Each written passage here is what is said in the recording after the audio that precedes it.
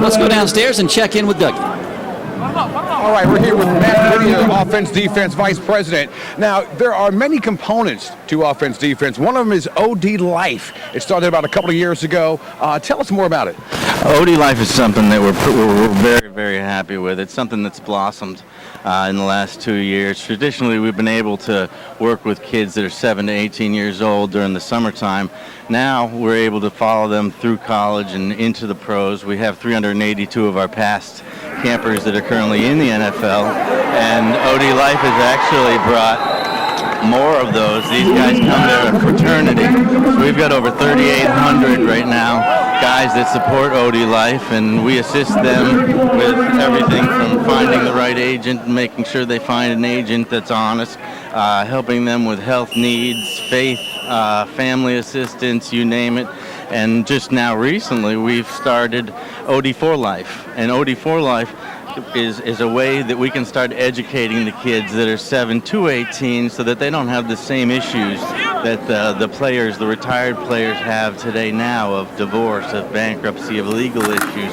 They're starting to learn accountability, responsibility to the community, responsibility to their family, understanding exactly their value in the household, and that they have to do a lot more than just focus on football. You can't, same with an NFL player, you can't be a husband just 2 months out of the year because that's your off season. And these kids are going to start learning this now in their involvement in their communities. Wow, another great element, O-DLife and O-D4Life. All right, let's go back up. We're very pleased this afternoon to be at our Atlanta camp with a special friend of offense-defense, a kid that was with us in our 2007 bowl game and turned out to be a superstar, was the MVP of that game, and we're pleased to have Cam Newton here with us at camp. Cam, tell us a little bit about the bowl game experience when you first came down as a high school senior playing that bowl game. First off, I was just blessed to be in that whole situation. I guess, I was lucky, blessed and lucky on top of that, just to be in that whole situation with, me being selected, over, you got 4,000 other seniors across the country. So I love the whole experience. I met guys that, you see in now that's in NFL draft, and now I get to say, I knew him, I played with him, the Joe Haydens, the Dunlaps, all of them just goes down the list, man. I was even blessed to be in that whole situation. He was with Cam was with a special class of guys. Of those kids that were at that specific bowl game, 7 of them decided to go pro their junior year in college. 7 of them were drafted in the first round of that pick, just from that one class. He was in a special class, which says an awful lot about him, having been selected the MVP of that game. This guy was the superstar of the superstars that are in the NFL today.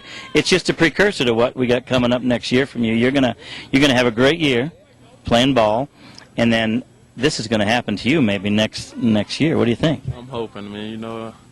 I'm praying every single day. God gives me that blessing, and I know it's going to come. Yes, he does. He does. He's blessed you for sure. But you've been working hard, too. God helps those who help themselves, and you've been really working hard, and I know will continue. You're a special guy, and you've gone on. You played for Florida. Tell me a little bit about playing behind Tebow. A lot of guys, ask me the same question, and I think I shock them with what I say because, even though I was a backup quarterback to Tebow, I learned so much more than he thought he taught me, just by being around him. He was an outstanding leader on and off the field. People look at Tebow and ask me all the time, well, was Tebow really like how everyone looks at him on TV? He was that guy. Yeah, while I was at Florida, I was very immature. And leaving Florida, I could really say I felt myself turn into a man, with controlling the whole football team, demanding the whole team's respect, and that the list goes on. Yeah.